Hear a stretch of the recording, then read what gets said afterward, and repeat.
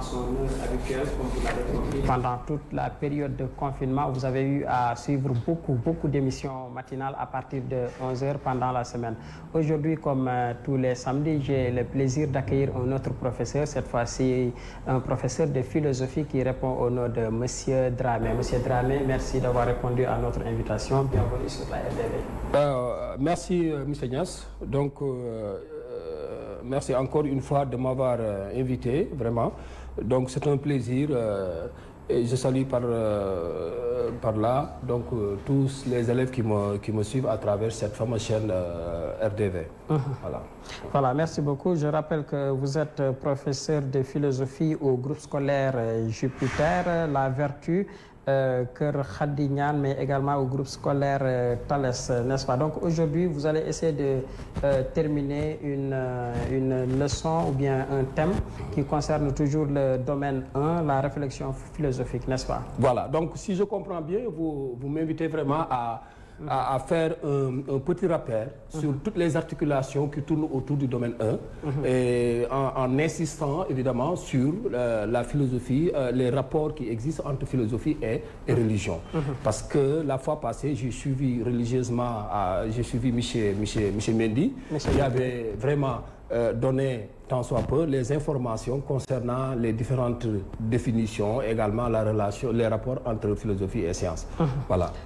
Donc sans plus tarder, je vous invite au tableau, comme ça vous allez commencer votre cours. En attendant, je rappelle aux élèves qui nous suivent, surtout ceux qui sont en classe de terminale, donc toutes les séries confondues, si vous venez de nous rejoindre, vous êtes bien dans votre émission Cours du soir qui reprend son heure habituelle. Vous pouvez, comme d'habitude, participer à cette émission en nous appelant au 88 628 15 14. Vous pouvez également nous envoyer vos questions à travers le numéro WhatsApp 77 974 82 18. Donc, monsieur Dramé, je vous laisse commencer votre cours. Donc, vous allez nous faire un résumé ce qui concerne pratiquement le domaine 1, n'est-ce pas? Oui. Alors, donc, avant de commencer, je voudrais vraiment vous dire, évidemment, que à chaque fois que nous débutons un cours de philo, nous sommes habités par une angoisse. Pourquoi? Parce que nous ne sommes pas du tout sûrs de dire avec exactitude et avec substantiel ce que nous devons dire. Mais tant soit peu, je me tâcherai vraiment de donner les informations nécessaires pour pouvoir au moins permettre aux élèves et aux féris de la philosophie qui nous suivent de pouvoir vraiment comprendre, évidemment, les articulations qui tournent autour du domaine 1. Voilà, je vais faire un petit rappel, M. Nia, si vous me le permettez, tout à fait. Sur les différents types de définitions et également sur ce qu'on appelle les origines de la philosophie. Et pour cela, je vous propose vraiment cet arbre. Je me suis inspiré vraiment d'un professeur de philo qu'on appelle Michel Bodian et également de Descartes qui avait résumé la philosophie sous forme d'arbre. Et contrairement à Descartes, moi, j'ai mis en exergue ce qu'on appelle les trois racines, les deux branches majeures qui donnent chacune deux branches qui ainsi de suite. Alors, donc, à l'intérieur de cet arbre, nous avons ce qu'on appelle substantiellement la raison.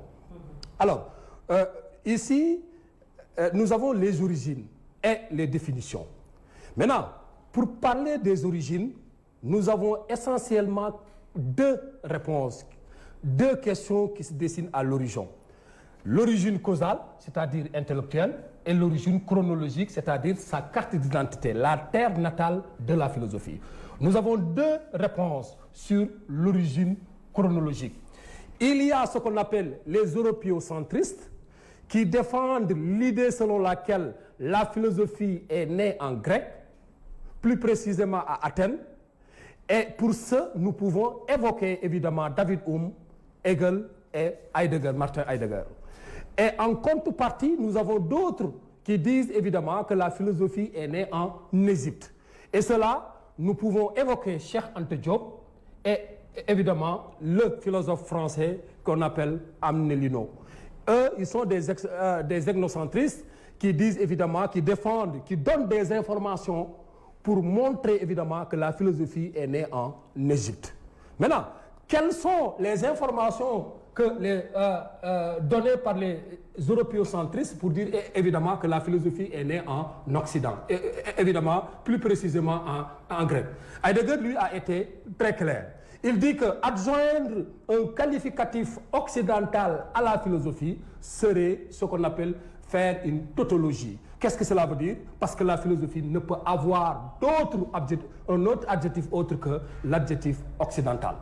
Nous avons David Hume qui a évoqué d'ailleurs l'histoire de l'Afrique et Hegel qui dit évidemment que les Africains n'ont pas cette matière première, cette matière grise intellectuelle qui permet vraiment de réfléchir, qui permet de s'adonner à la spéculation philosophique. Autrement dit, l'Africain n'est pas fait évidemment pour réfléchir. L'Africain a une tête bien garnie, mais malheureusement mal exploitée. Donc, pour lui, l'Africain ne peut pas être un philosophe. Et par conséquent, la philosophie ne peut pas être en Afrique. Aristote, lui, il a dit que le premier philosophe, c'est Thalès de Milet. Donc, il a exclu évidemment tout Africain dans l'enclos de la philosophie. Et pour terminer, nous pouvons évoquer évidemment Pythagore, qui se croit vraiment créer le mot philosophie, mais il a oublié évidemment que ce qui lui a permis de créer le nom philosophie, c'est parce qu'il a fait un voyage d'études en Égypte, où il a séjourné 13 ans, autant pour moi, et en revenant en Égypte, il parvenait à répondre à toutes les questions que même les dieux athéniens ne pouvaient pas dire répondre. Alors on lui a dit, Pythagore, maintenant tu es un sophos. Et il dit non, je ne suis pas un sophos, je suis un philien. Sophos, cela veut dire celui qui est à la quête permanente de la connaissance ou bien du savoir. Maintenant, ceux qui défendent l'idée selon laquelle la philosophie est née en Afrique, c'est Cheikh Anta Diop. Et il dit, les présocratiques n'ont fait que plagier la philosophie africaine. Pourquoi? Parce que tous les présocratiques ont séjourné, évidemment, la majeure partie d'ailleurs, ont séjourné en Égypte, ont étudié également en Égypte. Et d'ailleurs, nous pouvons donner l'exemple de Socrate, de Pythagore, l'exemple d'Héraclite, l'exemple également de Parménide, l'exemple également de Thalès de Milet. Tous ont séjourné, ont voyagé, ont étudié en Égypte. Et par conséquent, Cheikh Anta Diop en déduit évidemment que la philosophie est née en Afrique. Pourquoi? Parce que les présocratiques n'ont fait que plagier la philosophie africaine. Et c'est la même position que Amnelino qui a dit la même chose. Et même on peut évoquer évidemment le père Tampers avec la philosophie bantou. Donc c'est un petit résumé que je voudrais faire sur ça. Maintenant, l'origine causale, cela veut dire l'origine intellectuelle. Qu'est-ce qui a poussé aux premiers penseurs de s'adonner à la spéculation philosophique? Ou bien autrement dit, ici on peut anticiper d'ailleurs par qu'est-ce que la philosophie? Parce que qu'est-ce que la philosophie?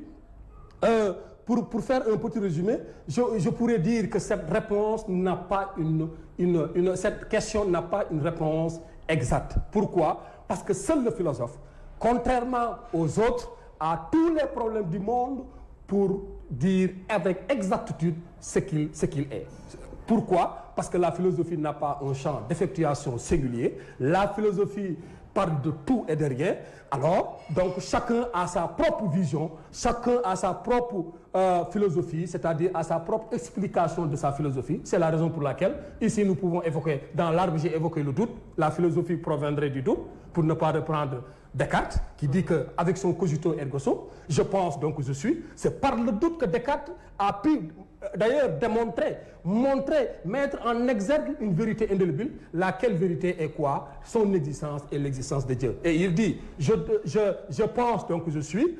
Mon existence est tributaire de ma pensée. Dès que je pense, je sais que je suis. Alors, puisque je sais que je pense, maintenant je suis, mais malheureusement je suis imparfait, et à côté de chaque imparfait nous avons un parfait, et le parfait ne peut être que Dieu. D'ailleurs, c'est la raison pour laquelle je peux dire avec assurance que Descartes est le premier philosophe à avoir démontré de manière ontologique l'existence de Dieu. Alors je reviendrai sur ça pour montrer les rapports entre philosophie et religion. Alors nous avons l'autre, c'est-à-dire la philosophie serait née de l'étonnement. Et là, nous pouvons évoquer Gnon Moël, le philosophe camerounais, voilà, qui dit que la philosophie est née dans l'angoisse. Nous pouvons également évoquer Aristote, qui dit que la philosophie est fille évidemment de l'étonnement. Maintenant, on pourrait se demander la question, qu'est-ce que l'étonnement et qu'est-ce que le doute? Et je pense que M. Mendy l'avait sciemment expliqué aux élèves. Donc, je ne fais que revenir de manière ramassée sur ce qu'il a déjà. Alors, au niveau des définitions, nous avons la définition étymologique.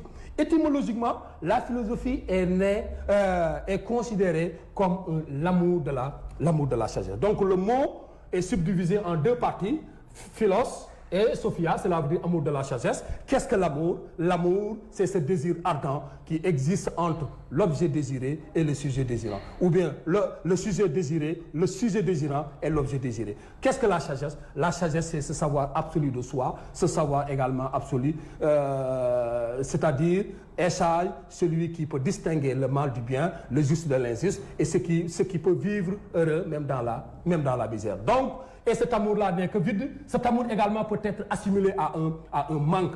Vide de quoi? Manque de quoi? Manque de la connaissance, vide du savoir. C'est la raison pour laquelle le philosophe est toujours à la quête permanente de la vérité, à la quête permanente également, perpétuelle de la connaissance. Alors, sur les principes, nous pouvons dire que définir la philosophie, d'ailleurs, quand on parle de définir, c'est assigner des limites.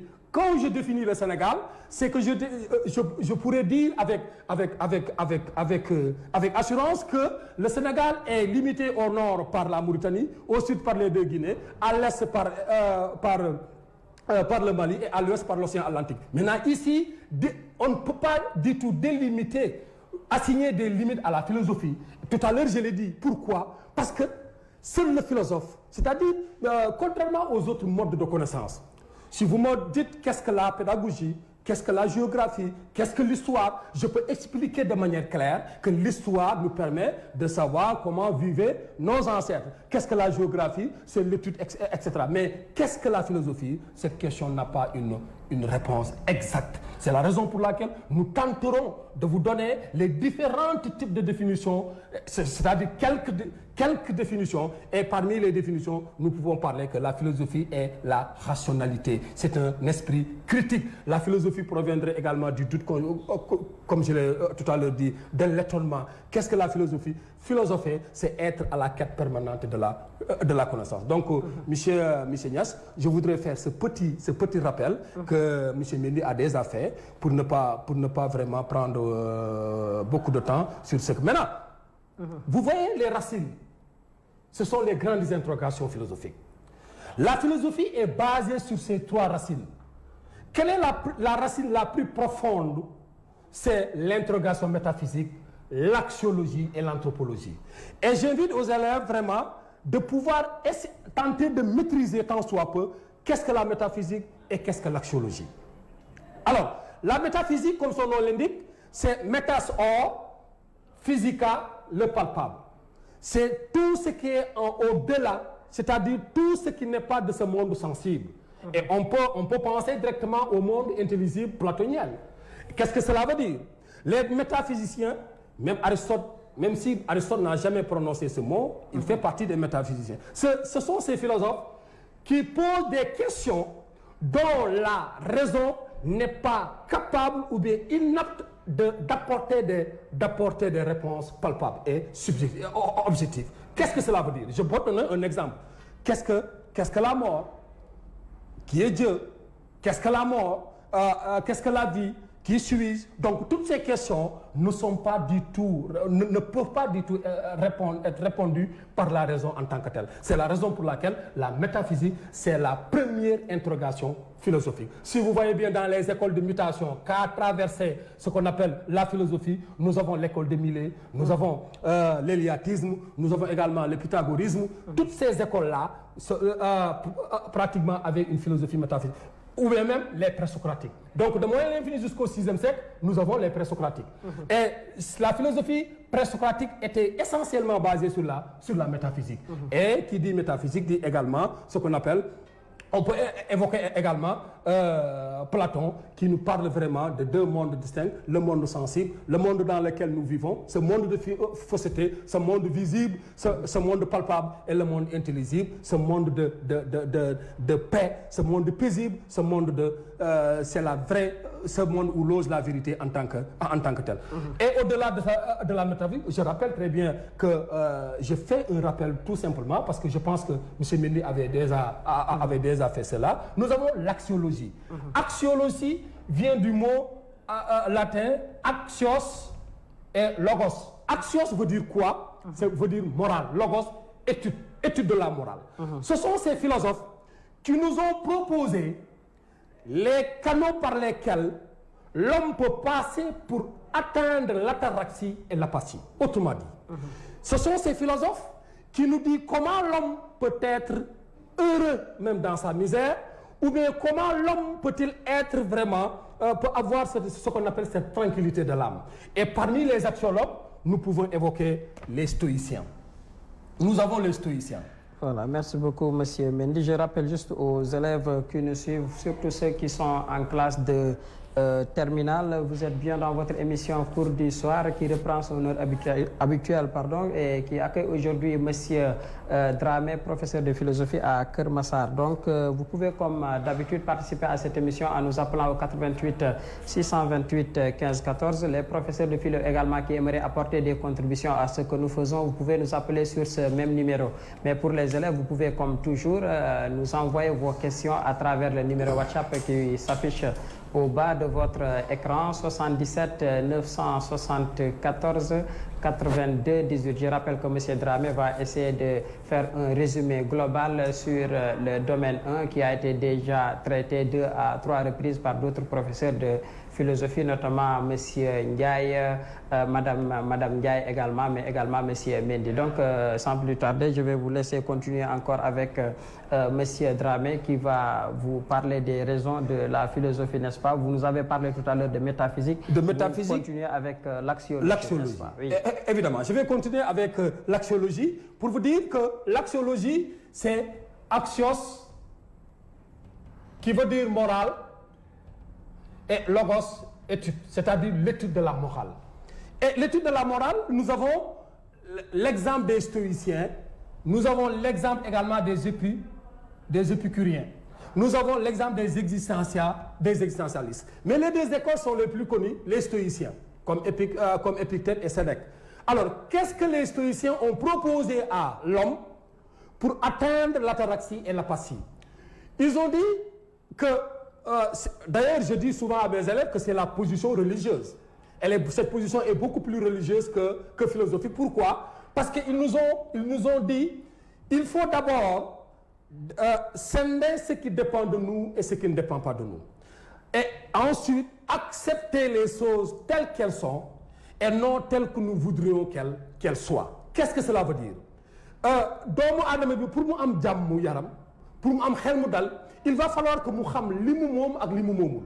ba pare bëggee bàyyi ni yàlla defee li mu defee ay mbiram bañ koo bëggee moom ni mu ko bëggee mu new. Donc il va falloir vraiment que l'homme, c'est ça ce qu'on appelle une résignation totale. Il faut que l'homme se résigne. Maintenant, cela est d'autant plus vrai. Sénèque nous dit, si la position du soleil ne vous enrage pas parce qu'à 7 heures, il y a les rayons qui vous réveillent avec cette ardeur, il ne faut pas du tout changer la position du soleil, mais il va falloir penser à changer la position de votre fenêtre. Parce que la position du soleil ne dépend pas de vous, ça dépend de Dieu, mais la position de votre fenêtre dépend de vous. Donc il va falloir vraiment savoir les deux choses. Et pour les épicuriens, ils nous ont dit que les besoins ou bien les plaisirs ou besoins, il y a des collègues qui disent plaisir et besoin, moi je dis que c'est la même chose, sont classifiés en 3 parties. Nous avons les plaisirs naturels et nécessaires, cela veut dire ce que l'homme ne peut pas ne pas faire, qui que tu sois. Cela veut dire, même si président de la République, imam, prêtre, qui que tu sois, donc tu es obligé, tu ne peux pas ne pas le faire. Et ça, c'est rangé en 3. Nous avons mangé, 3 principalement, même s'il y en a d'autres. Manger, boire, dormir, Le quatrième, c'est aller au 6 fois 2. L'homme... C'est des besoins vitaux. Vitaux. L'homme ne peut pas ne pas manger, l'homme ne peut pas ne pas boire, l'homme ne peut pas ne pas dormir, l'homme ne peut pas ne pas aller au 6 fois 2. Donc cela veut dire tout simplement que l'homme doit savoir, même s'il est président de la République, c'est la raison pour laquelle nous avons un épicurien moderne qui nous dit, Mohamed Bouraoui, qui nous dit, même dans les mosquées, nous avons les toilettes. Au palais, nous avons les toilettes. Dans les églises, nous avons les toilettes. L'homme doit se poser la question pourquoi? Parce que nous savons tous que nous ne pouvons pas ne pas aller au 6 fois 2. Étant donné que nous ne pouvons pas ne pas manger, nous ne pouvons pas ne pas également boire, donc nous sommes obligés et condamnés vraiment d'aller au 6 fois 2. Nous avons le deuxième besoin ou plaisir. Plaisir naturel et nécessaire. Plaisir naturel mais non nécessaire. Et cela renvoie à la sexualité. On ne peut pas ne pas penser à la sexualité ni pencher à la sexualité. Mais heureusement, nous avons ce qu'on appelle le levier de la religion et également les faits sociaux. La religion nous interdit, même si tu as envie de la sexualité, de s'adonner à des conventions qui étaient déjà prescrites. Et cela, nous le verrons évidemment sur nature et culture ou bien société et individu. Il y a des normes qui nous résistent. Alors, ces plaisirs naturels et non nécessaires, en bas, nous avons le deuxième plaisir ou besoin. Cela veut dire ni naturel et ni nécessaire. Ça renvoie évidemment à la pauvreté et également à la richesse. On peut vivre heureux même dans la misère. Moi qui suis né dans un tout petit village qu'on appelle Katakel d'ailleurs, à chaque fois que je prononce le nom de mon village, les élèves ne cessent de rire. Alors je suis extrêmement pauvre. Pourquoi? Parce que je suis issu d'une famille pauvre, mais cela ne m'a empêché vraiment de par ma destinée, de changer un peu la teinture ou bien la couleur de mon destin. Et ça également mérite un débat. Qu'est-ce que le destin et qu'est-ce que la destinée? La destinée nous permet vraiment de changer, d'orienter, de dirigeanter notre destin. En quittant ce village pour devenir aujourd'hui un petit répétiteur de philosophie qui est dans cette fameuse chaîne de RDV TV. Alors donc cela veut dire tout simplement que les épicuriens m'ont proposé vraiment comment est-ce que je peux faire pour avoir l'ataraxie et l'apathie même dans la misère. Alors donc voilà ce que les épicuriens nous ont proposé. Et au-delà de ça, nous avons l'anthropologie. L'anthropologie, nous avons anthropos, l'homme, logie, étude, c'est-à-dire l'étude de l'homme. Qu'est-ce que l'homme? Et dès qu'on parle de qu'est-ce que l'homme, nous avons pratiquement trois parties à penser. C'est-à-dire l'homme en tant que matière grise, l'homme en tant qu'esprit et l'homme en tant que société. Alors, l'homme en tant que matière grise, qu'est-ce que cela veut dire? C'est-à-dire son corps et ça, son passé, son présent, et ça, on pense directement à l'histoire. L'homme en tant qu'esprit, on pense directement à la psychologie. L'homme dans la société, on pense à la sociologie. Alors voilà, Monsieur Niasse, ce que je voudrais dire sur ces grandes interrogations, même s'il y a d'autres informations à faire valoir, mais je pense que M. Mendy l'avait déjà fait. Maintenant, la grande question qu'on doit se poser pour pouvoir vraiment atteindre notre objectif, c'est, puisque nous avons dit, il nous est rigoureusement interdit de tenter de donner une définition exacte et singulière à la philosophie. Pourquoi? Parce que nous avons donné les raisons. Maintenant, comment est-ce que nous devons faire pour connaître la philosophie? La meilleure façon de le faire, c'est de faire une étude comparative entre ce qu'elle n'est pas. Parce que quand je dis je ne suis pas une femme, on peut entrevoir que je suis un homme, sans que vraiment je prononce ce mot homme. C'est la raison pour laquelle nous pouvons dire qu'est-ce qu'elle n'est pas, tout en disant en même temps qu'est-ce qu'elle est. Puisque la philosophie refuse toute définition singulière, toute définition particulière, donc nous pouvons quand même tenter vraiment à donner une étude comparative entre ce qu'elle n'est pas. Et parmi les autres modes de connaissance comparatifs à la philosophie, nous pouvons parler du mythe, nous pouvons parler également de la science et principalement de la religion. Voilà. Alors, justement, il y a des questions qui commencent à venir, notamment celles posées certainement par des élèves. L'élève Mélanie en classe de TS2 voudrait comprendre, est-ce que la philosophie entretient des relations avec des autres types de connaissances, ou bien c'est, par exemple, notamment la science, ou bien c'est les mêmes relations qu'une mère entretient avec sa fille? Alors, donc, je lui dirais qu'avec la science, la philosophie entretient trois relations distinctes, ou bien trois rapports. La fois passée, j'ai cru entendre M. Mendy brocher ça, mariage, divorce et réconciliation. Autrement dit, divergence, convergence et complémentarité. Tout à fait. Alors, pourquoi? De moins l'infini, j'ai dit, de moins l'infini jusqu'au 6e siècle, siècle de Socrate, ce père de la philosophie a tort ou a raison, et nous pouvons donner les raisons. De moins l'infini jusqu'au 6e siècle, même jusqu'au 17e siècle. Mais ce qui est important, c'est de moins l'infini jusqu'au 6e siècle. Pourquoi? Parce qu'avec les présocratiques, on ne pouvait pas dissocier les philosophes des scientifiques. Tout philosophe est scientifique, tout scientifique est philosophe. Nous pouvons donner Aristote, nous pouvons donner, excusez-moi, je voulais dire Thalès de Milet. Nous pouvons donner également Pythagore avec les théorèmes de Pythagore. Donc, on ne pouvait pas on ne pouvait pas du tout séparer les philosophes des scientifiques. Tout philosophe est scientifique, tout scientifique. Et ça, c'est allé jusqu'à 17e et 18e siècle, jusqu'à ce qu'on appelle l'émancipation de la science. Et Platon, Descartes d'ailleurs, l'a schématisé sous forme d'arbre. La philosophie sous forme d'arbre, pourquoi? Parce que les racines, c'est la métaphysique, le tronc, la physique, les trois branches majeures, c'est la mécanique, la médecine et la morale. Donc Descartes dit que tout cela, c'est la philosophie. Qu'est-ce que cela veut dire?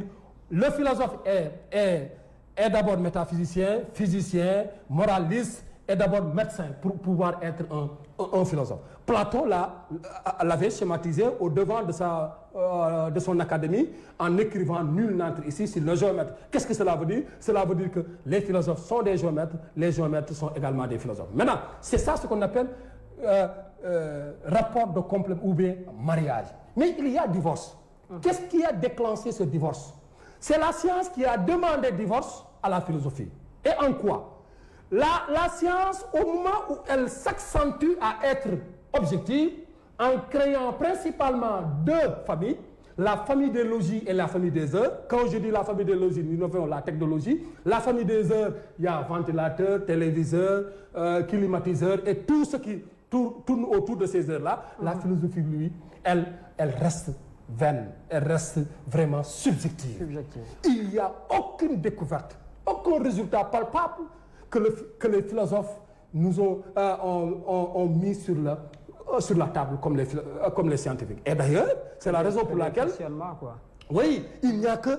Mais là, il y a un remède. Pourquoi? Parce que celui qui croit que la philosophie n'était pas du tout objective, résumait l'honneur de l'homme sur l'homme matériel. Alors que l'homme a un bonheur matériel comme un bonheur immatériel, cela veut dire l'éthique et la morale.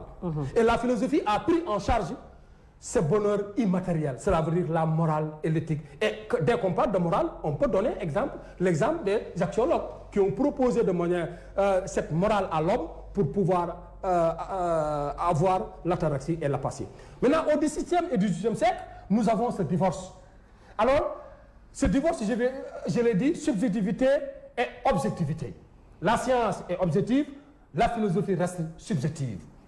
Maintenant, qu'est-ce qui a amené la réconciliation? La réconciliation a été décrétée du XXe siècle jusqu'à nos jours. Pourquoi? Parce que maintenant, Rabelais même l'a dit, science sans conscience n'a que ruine de l'âme, n'est que ruine de l'âme. Qu'est-ce que cela veut dire? Même si les scientifiques prennent en charge les préoccupations de la société, en leur octroyant des découvertes palpables, objectives, utiles, la science en tant que telle produit des résultats dangereux. Je dis souvent à mes élèves, la science en tant que telle n'est pas dangereuse, mais ce sont l'usage des résultats scientifiques qui sont dangereux. Alors c'est la raison pour laquelle la philosophie est là pour alerter, pour dirigeanter, pour éclaircir, pour avertir vraiment sur les dangers, c'est-à-dire les dérapages de la science. Si les philosophes, d'ailleurs, il y a un philosophe au-delà de Rabelais qui dit que science sans conscience n'est que ruine de l'âme, nous avons un autre philosophe, Torneau, qui disait que la philosophie doit être auprès de la science pour que l'humanité ne subisse pas le sort de ce qu'on appelle du préjudice. Donc cela veut dire tout simplement que la philosophie a besoin de la science également a besoin de la philosophie. Qu'est-ce que la philosophie a besoin de la science? C'est parce que la philosophie a besoin d'avoir une matière grise à débattre. Cela veut dire les découvertes. La science également a besoin d'être dirigentée, d'être alertée, d'être vraiment éclaircie pour ne pas vraiment, pour que le monde ne court pas un danger permanent. Voilà, c'est cette remarque-là qu'un élève ou professeur a fait tout à l'heure. Donc, il dit, donc, on peut en déduire que la philosophie est la conscience morale de la science. C'est la conscience, effectivement, c'est l'expression idoine. Donc, c'est la conscience morale. C'est la conscience morale de la science. Pourquoi? Parce que la science fait des dérapages. Si vous voyez bien, si les scientifiques avaient écouté les philosophes, Nagasaki et Hiroshima n'auraient pas été rayés de la carte du monde. Aujourd'hui, nous avons également, même dans les réseaux sociaux, la science devient dangereuse. C'est-à-dire l'usage des résultats scientifiques devient dangereux. Pourquoi? Parce que nous avons la cybercriminalité. Nous avons également ce qui bafoue, qui détruit vraiment une personne à travers les réseaux sociaux. Ça, c'est dû également à la science. Aujourd'hui, pour montrer les limites de la science, nous pouvons contextualiser le cours en évoquant le coronavirus. Est-ce que la science aujourd'hui est apte, ou bien les scientifiques sont aptes vraiment, dévoués à résoudre le problème? Non, parce que nous avons toujours... les scientifiques ne peuvent pas toujours résoudre tout. Il y a des limites. Et cela veut dire tout simplement que la philosophie doit prendre ce relais, c'est-à-dire ce relais moral. Je disais tout à l'heure que la science prend en charge matériellement les préoccupations de la société, mais c'est la philosophie qui doit prendre en charge aujourd'hui le côté immatériel, qui est beaucoup plus important également que le côté matériel. Parce que si nous prenons le couteau, je donne un exemple du couteau. Alors, le couteau, est-ce que le couteau en tant que tel est dangereux? Non, c'est l'usage du couteau qui est dangereux. Ma charmante maman utilise le couteau pour couper de la mangue, pour couper des soblés, des tomates, donc pour cuisiner. Mais il y a l'autre, un jeune de 25 ans qui prend son couteau pour vraiment agresser une vieille dame. Donc, les deux usages ne sont pas les mêmes. Donc, ce n'est pas la science qui est dangereuse, mais ce sont l'usage des résultats scientifiques. Et là intervient la philosophie. Le philosophe dira aux usagers, le philosophe dira à la science, il faut vraiment limiter vraiment vos découvertes, ou bien maximiser, essayer vraiment de se soucier un peu sur ce côté moral et éthique, sans quoi le monde risque vraiment un grand danger. Et aujourd'hui, c'est la raison pour laquelle d'ailleurs Nietzsche déclarait la mort de Dieu. Et aujourd'hui, la science a donné raison à Nietzsche. Pourquoi? Parce que Nietzsche avait dit, un jour viendra, le pouvoir de Dieu sera soit usurpé ou arraché. Et aujourd'hui, la science a complètement arraché ce pouvoir de Dieu. Voilà, merci beaucoup. Donc, il y a des élèves qui nous suivent actuellement et également des collègues, notamment une certaine Madame Dramé, qui vous félicite quand même de votre très belle prestation. Donc, il y a un élève qui insiste encore pour qu'on revienne sur la philosophie et la religion. Voilà, donc pour faire une étude comparative de manière ramassée sur philosophie et religion, c'est très simple. Moi, je fais souvent appel à deux personnes.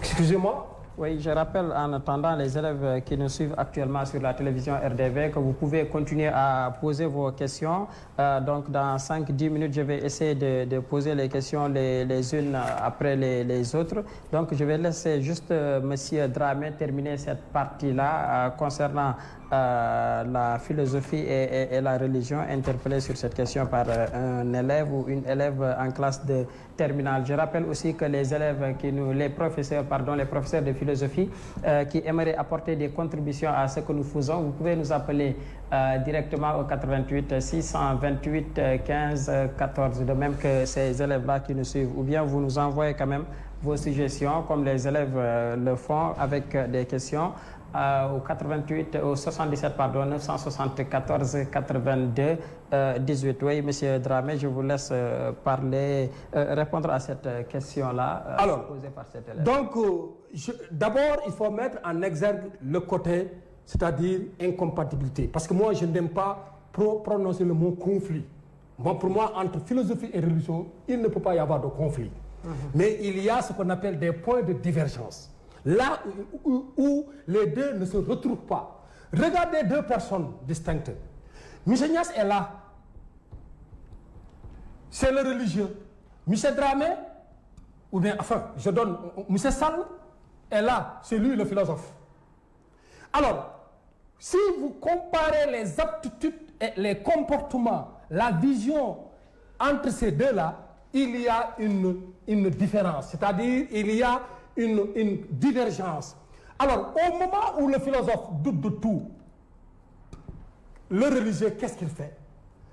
Lui, on n'a pas la possibilité, le droit et le devoir de douter quoi que ce soit sur ce qui est écrit sur la Bible ou bien sur le Coran. Donc, le philosophe, lui, doute, le religieux, lui, il se résigne.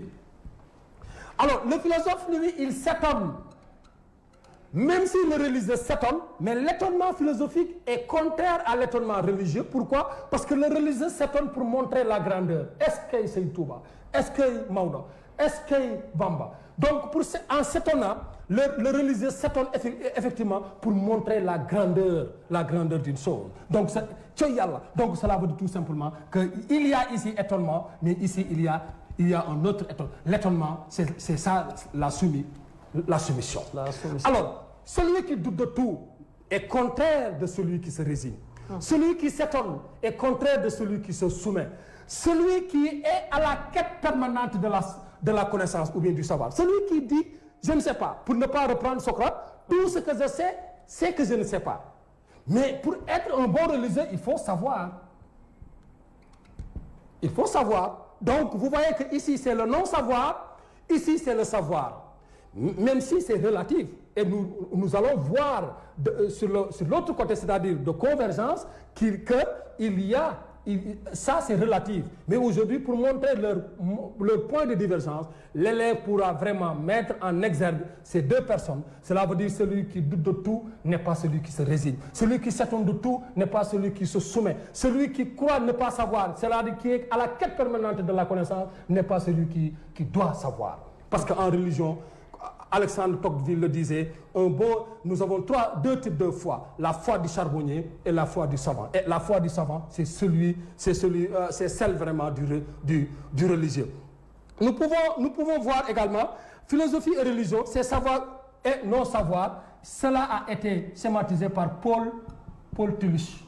Donc Paul Tillich disait qu'entre la philosophie et la religion, leur différence c'est quoi? La philosophie, c'est le non-savoir. La religion, c'est le savoir. Nous avons également Feuerbach qui nous dit, c'est pas nous qui avons créé Dieu. Mais c'est pas Dieu qui nous a créés, autant pour moi. Mais c'est nous qui avons créé Dieu. Et pourquoi? Monsieur Nia, si vous voyez bien, à l'approche des examens, les mosquées sont remplies vraiment d'élèves de terminale et de la troisième. Pourquoi? Parce qu'ils essaient de créer un Dieu sous prétexte vraiment d'avoir le bac ou bien le BFM. On crée selon nos besoins. Selon nos besoins. Mais si nous n'avons pas besoin de Dieu, on le range dans les tiroirs. Pourquoi? Parce qu'on n'en a pas besoin. Si vous faites ce qu'on appelle un mauvais rêve, qu'est-ce qu'on vous dit? Sarakhel Louer. Tu es obligé de créer un Dieu qui est ce sucre bouer. Une fois exaucé, donc tu n'auras plus besoin de ça. C'est la raison pour laquelle Feuerbach dit que c'est pas Dieu qui nous a créés, mais c'est nous qui avons créé Dieu. Nous avons Nietzsche pour montrer la différence. Nietzsche a déclaré la mort de Dieu. Mais moi, j'ai une autre vision de cette déclaration de Dieu. Nietzsche n'a pas déclaré cette mort morbide, c'est-à-dire Koudé, Nudem Soulko. Non, Nietzsche a déclaré la mort de Dieu sur ce qu'on appelle ses chemises distinctes d'homopotence, omnipotent, omniprésent et omniscient. Nietzsche dit que Dieu n'est pas omniscient, ni omnipotent, ni omniprésent. S'il avait été omniprésent, omnipotent et omniscient, il n'aurait pas du tout créé des envoyés spéciaux. Aujourd'hui, nous avons les prophètes, nous avons les khouds, nous avons les sabbats. C'est parce que Dieu n'est pas partout qu'il est obligé vraiment de créer. Nous avons également Marx qui nous dit que la religion est une illusion. C'est l'opium du peuple. De même que Freud, donc les philosophes du soupçon. Et au-delà de ça, Pascal nous dit que le religieux est aveuglé. Vous savez que la foi aveugle la raison. La foi freine vraiment la raison. Alors, est-ce qu'il n'aura pas possibilité vraiment de réfléchir? Regardez Abou Bakr al-Sadiq. Al-Sadiq en arabe veut dire le crédible, le naïf. Lorsqu'on lui a dit que Mohammed sallallahu alayhi wa sallam a fait ce qu'on appelle l'hésir, il n'a même pas posé la question à savoir, etc. Qu'est-ce qu'il a dit? Je n'ai pas besoin de savoir ce qu'il a dit. Juste, j'ai besoin de savoir, est-ce que c'est lui qui l'a dit? Si oui, c'est vrai. Cela, le philosophe Socrate ne fera pas ça, pour ne pas dire Platon. Et donc, cela veut dire tout simplement que le philosophe est contraire. Le philosophe a des aptitudes, a des comportements qui sont incompatibles à ceux vraiment de religieux. Nous pouvons parler de Freud qui dit que la religion c'est un fardeau. Donc un fardeau. Et vraiment, regardez, 6 heures du matin ou bien 5 heures du matin, là où ça fait froid, et on vous oblige vraiment d'aller faire l'ablution et de prier à cette heure. Alors que vous savez pertinemment que heure bobu, fuddu nelaw rek mo ci dakul ci loy gis. Mais nous sommes obligés de le faire. Pourquoi? Parce que c'est purement dogmatique. Nous n'avons pas vraiment la possibilité de changer quoi que ce soit. Donc, voilà. Sur cet angle-là, nous pouvons parler de convergence. Et même si parfois on entend de conflits, mais moi je n'aime pas ce mot conflit, mais de divergence entre philosophie et religion. Alors, sur l'autre côté, nous pouvons parler également de convergence. Là où la philosophie est là, c'est-à-dire de complémentarité, là où elle se retrouve, ces deux-là. Tout à l'heure, j'ai dit que Descartes est le premier philosophe à avoir démontré ontologiquement l'existence de Dieu.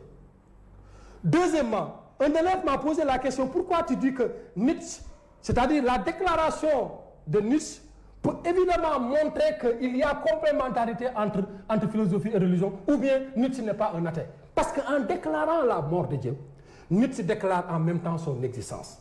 Et il y a une différence nette entre la croyance A et la croyance en. La croyance A, nul ne peut ne pas croire à Dieu. Mais on peut ne pas croire en Dieu. C'est-à-dire croire à Dieu, c'est son existence substantielle. C'est-à-dire sa matière. Dieu en tant que tel existe. Mais est-ce que on peut mettre en question, en cause, en relief, cela veut dire la croyance en Dieu? Oui, la croyance en Dieu veut dire tout simplement tous ces pouvoirs que Dieu s'est revêtu, c'est-à-dire omniscient, omnipotent et omni. Alors, Nietzsche, en déclarant la mort de Dieu, il déclare en même temps son existence. Et par conséquent, il est un croyant. Pourquoi? Parce qu'il croit à l'existence de Dieu.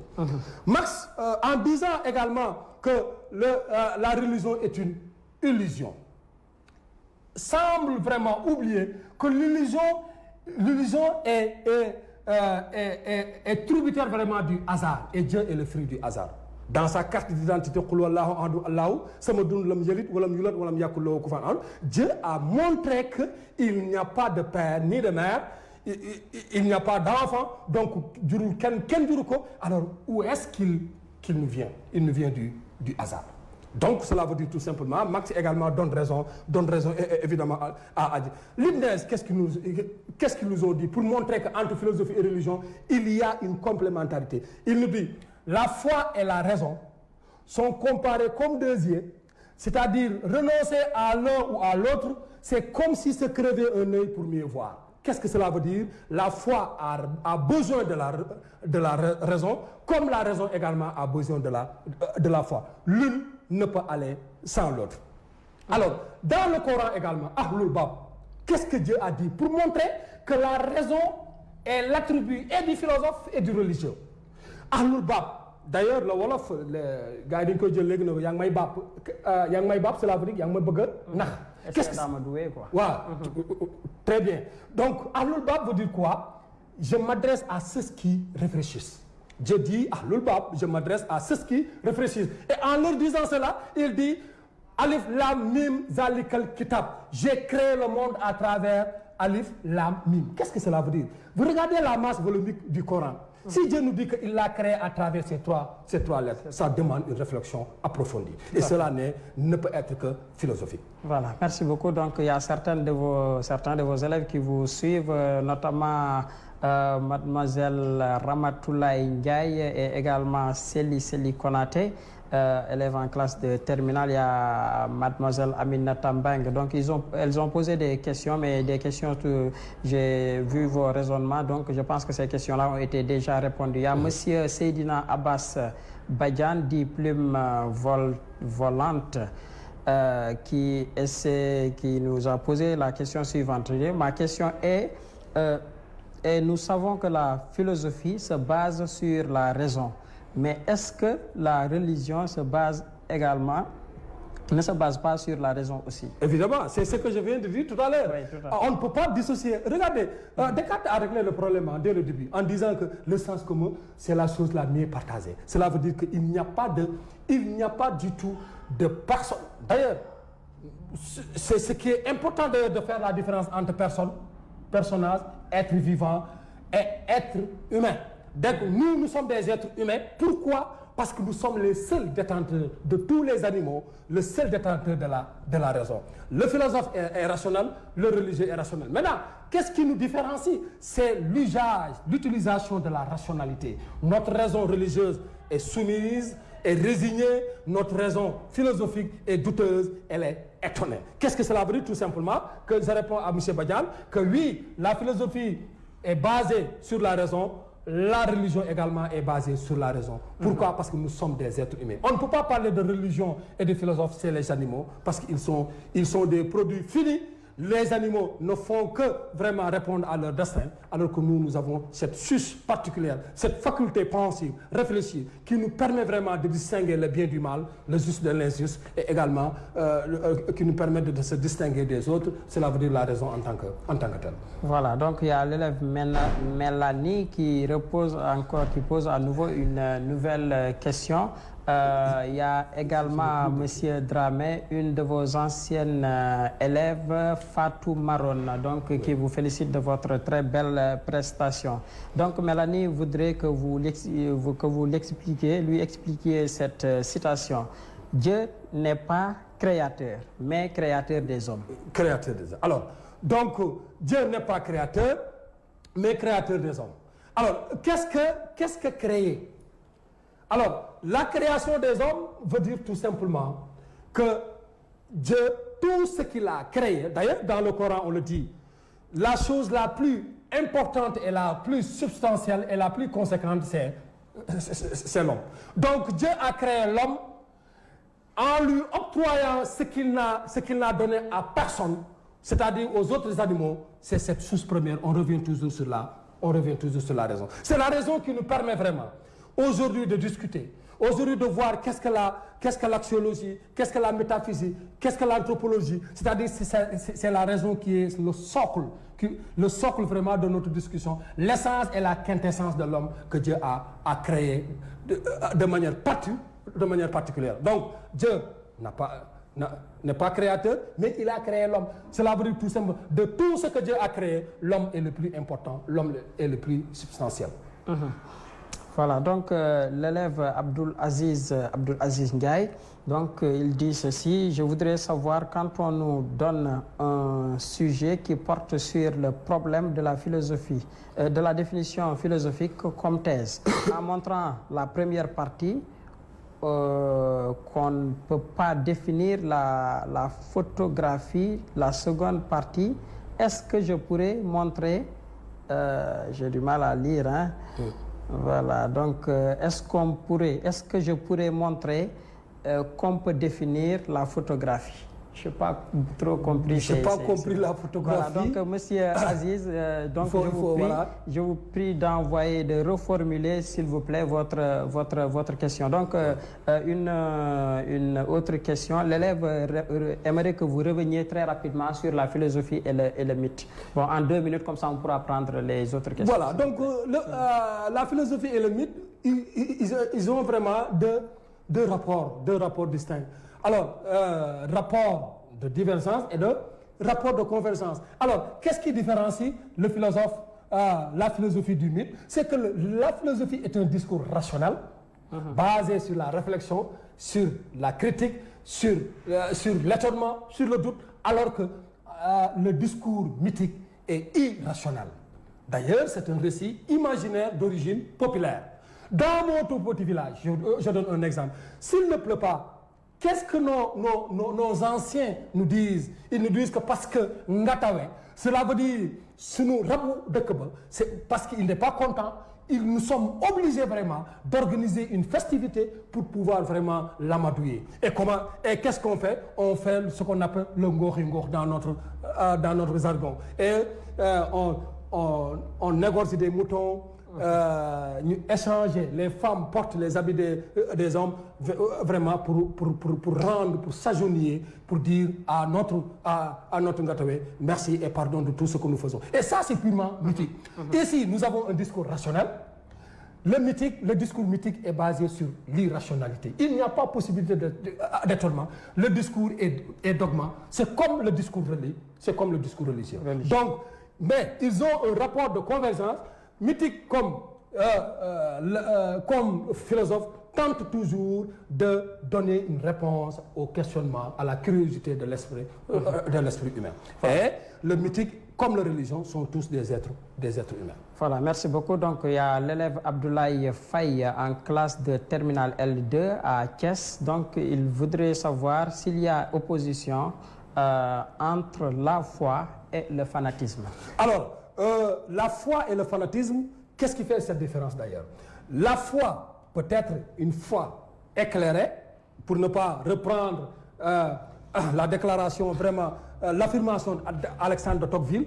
Si la foi est celle du savant, elle est contraire au fanatisme. Parce que le fanatisme, c'est une résignation aveuglée. Tu es fanatique, pourquoi? Parce que tu crois aveuglément, sans raison. Et Dieu ne veut pas ça. D'ailleurs, Dieu nous a dit, cela veut dire tout simplement, nous devons savoir au préalable pourquoi nous faisons l'abolition.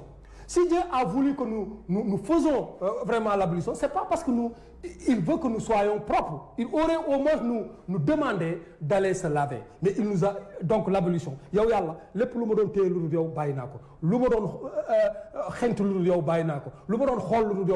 Ainsi de suite, ainsi de suite. Donc, il va falloir vraiment avoir cette foi du savant qui est contraire à la foi du charbonnier. C'est celui qui a la foi du charbonnier qui est fanatique. Le fanatisme, vraiment, aveugle l'esprit. Donc, il y a une différence nette entre ces deux foi-là. Si vous avez une foi du savant, cela veut dire tout simplement que vous ne pouvez pas être fanatique. Mais si vous avez une foi du charbonnier, cela veut dire cette foi aveuglée, cette foi basée sur l'ignorance,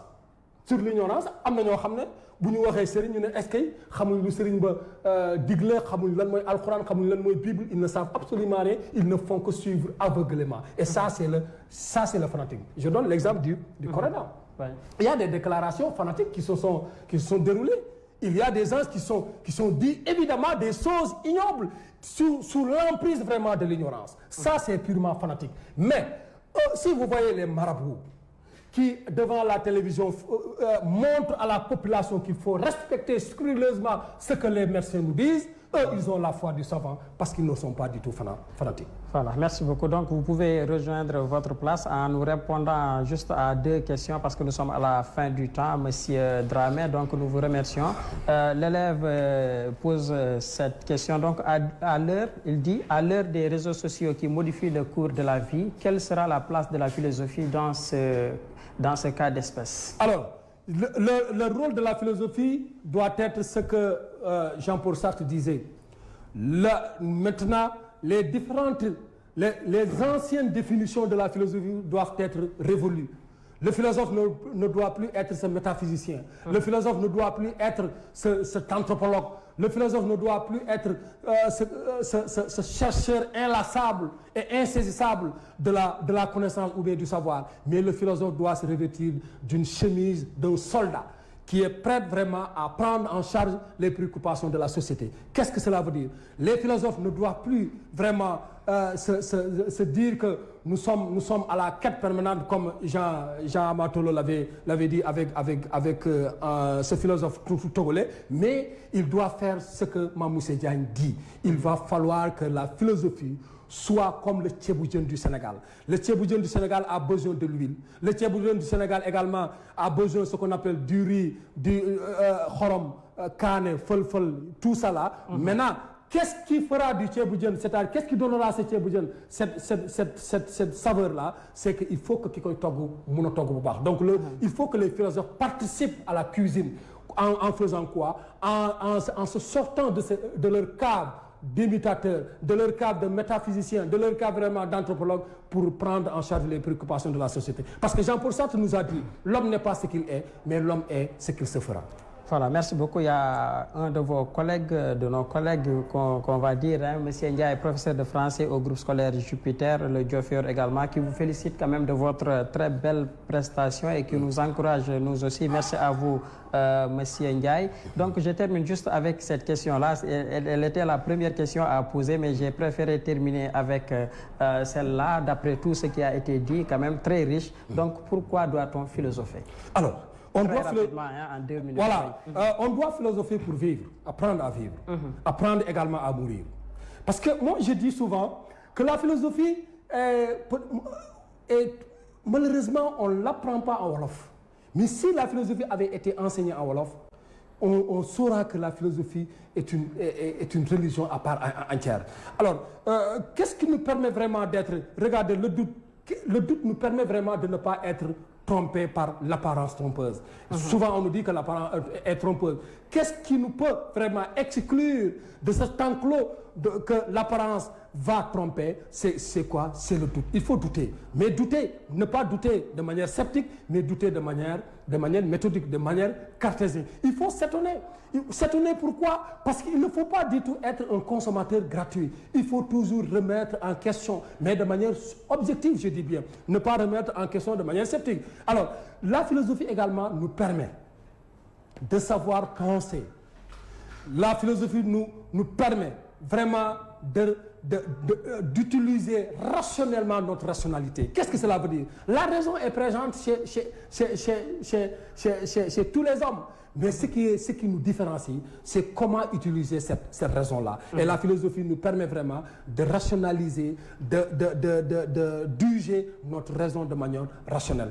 Et pour terminer, je voudrais vraiment évoquer cette fameuse phrase de M. Mbaye, le CPI de notre localité, qui est un professeur, notre père, qui disait que la philosophie est comme une lumière. Si vous l'éteignez, vous ne pouvez pas bouger. Si également vous l'allumez, vous pouvez aller là où vous voudrez aller. Voilà, justement. Donc, merci beaucoup. Merci quand même, M. Dramé. Il y a d'autres questions à poser, mais les élèves qui l'ont posé quand même, je vous demande de m'excuser parce que nous sommes à la fin du temps, malheureusement. Sûrement, M. Dramé va y revenir une prochaine fois ou bien avec un autre professeur de philosophie également. Nous allons essayer de répondre à ces questions-là. Donc, je rappelle que M. Dramé est professeur de philosophie au groupe scolaire Jupiter, groupe scolaire La Vertu et Cœur Khadignan, mais également à Thales, n'est-ce pas? Et même à Diofior. À Diofior, hein? Voilà, donc il y a des collègues quand même, vos élèves qui nous suivez également à travers la page Facebook de RDV Sénégal. Nous vous faisons un coucou, vous tous. Hein? Voilà, merci d'avoir répondu à notre invitation. On se donne rendez-vous une prochaine fois, n'est-ce pas? Merci beaucoup. Le plaisir vraiment est immense, M. Niass. J'ai dit souvent parmi les professeurs de philo, je suis le moins chevronné, mais vous avez pris le risque vraiment de m'inviter et cela me rend, cela vraiment c'est un grand plaisir. Maintenant, permettez-moi en 30 secondes de faire ce que Balla Gaye fait ou bien ce que Modou Lo fait. Les remerciements, quoi. Voilà, je ne peux pas je ne peux pas vraiment quitter ce plateau sans remercier ceux qui m'ont encouragé, mes collègues, mes amis également de la Vertu, du groupe scolaire Jupiter, également du Diofior et également de Kër Khady. Je fais coucou à toute ma famille, à mon père qui me suit au village. Donc je suis un villageois, je suis né à Katakel, dans le département de Kaffrine. Je salue tous et toutes qui me reconnaîtront à travers cette fameuse chaîne. Et je dis que vraiment merci encore une fois. Mangi nuyu fi ma jógee waa Kër Mbaye Fall sunu waa kër sama famille sama njaboot sama jabar yëpp maa ngi leen di nuyu donc di la gërëm encore une fois. Et merci beaucoup encore une fois en disant que je m'excuse vraiment s'il y a des imperfections. Heureusement, Descartes m'a donné la raison. Nous ne sommes pas parfaits. Le seul parfait, c'est Dieu. Et si je dis des choses, des manquements, je voudrais vraiment demander à tout le monde, aux élèves, et aux collègues certainement qui nous suivent, de m'excuser et de savoir que je ne suis pas parfait. Voilà, merci beaucoup. Merci M. Ndiaye. Merci amis téléspectateurs de la télévision RDV, surtout les élèves qui sont en classe de terminale, qui nous ont suivis tout au long de cette émission, les collègues également, les parents d'élèves. Donc tous qui nous suivent à travers la chaîne de télévision RDV ou bien sur la page Facebook, nous vous saluons et nous vous remercions quand même d'avoir prêté attention à ce que nous faisons. Votre émission Cours du soir revient mercredi à partir de 16h avec un autre invité pour une autre matière. Très bon week-end à vous tous.